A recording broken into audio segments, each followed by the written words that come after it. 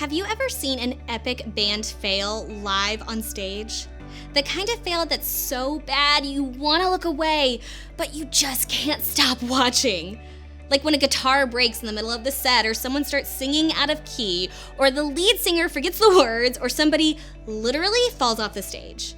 When something like that happens, the whole band literally gets out of rhythm. The whole thing falls apart. The opposite is also true. When things are in rhythm or in harmony with each other, everything's just better. And that's true about the vital parts of our faith as well.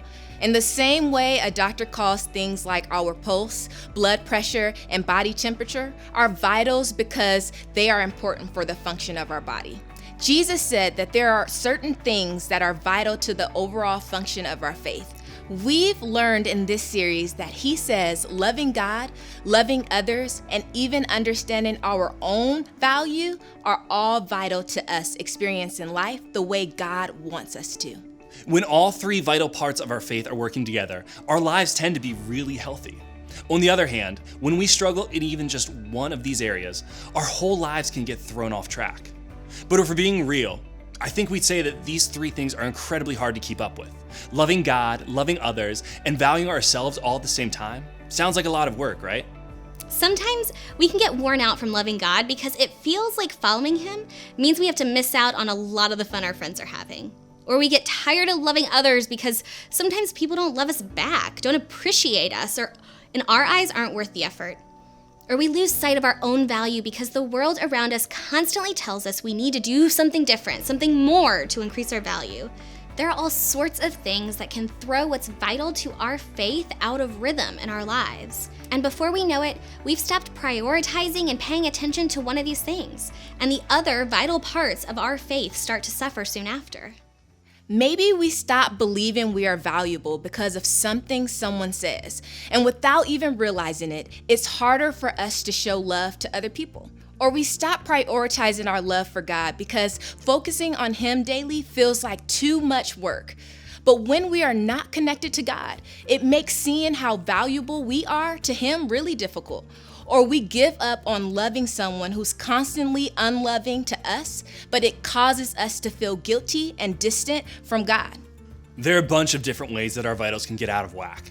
If you're anything like me, there's a good chance you've experienced one or all of these things. And even if you're brand new to all this church stuff, you've probably experienced how connected your love for yourself and your love for other people tends to be. What if there's a chance that love for God is actually connected to it all too? What we're talking about feels so difficult, and that's because it is.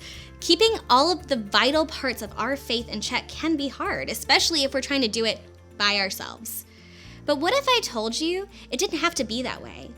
What if I told you there was a way we could keep the vital parts of our faith functioning and healthy, and we didn't have to do it alone? Thankfully, there is. Jesus didn't just tell us to do these things and then leave us to figure out how to handle it all by ourselves.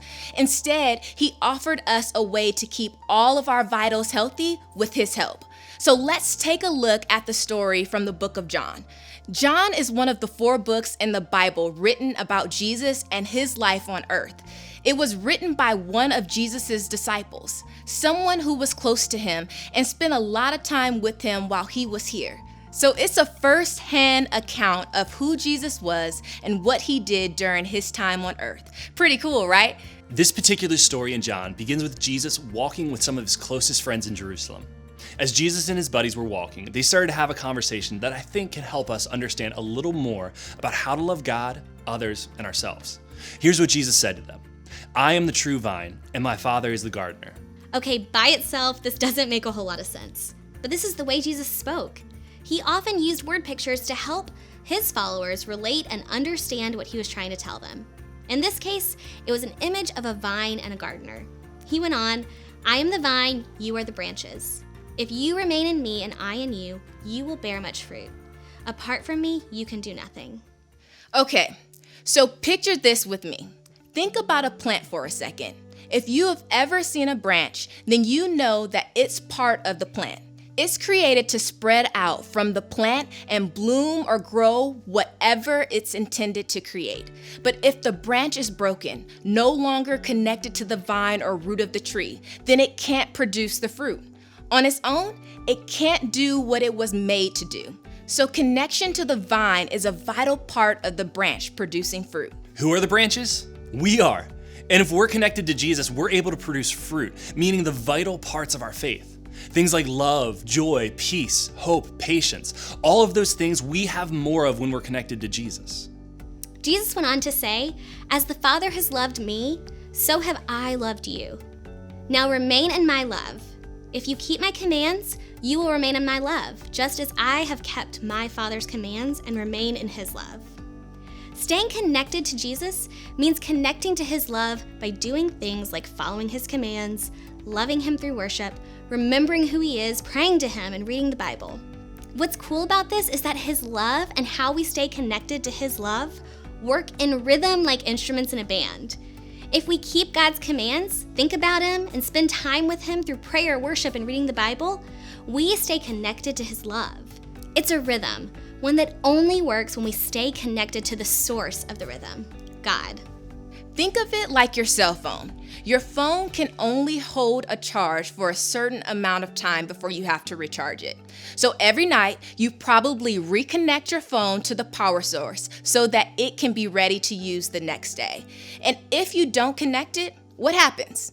The battery dies, and we all know there's nothing worse than a dead phone battery. Think of Jesus as that same source of power for your faith. If you want to stay in rhythm, you have to connect back to his power every single day.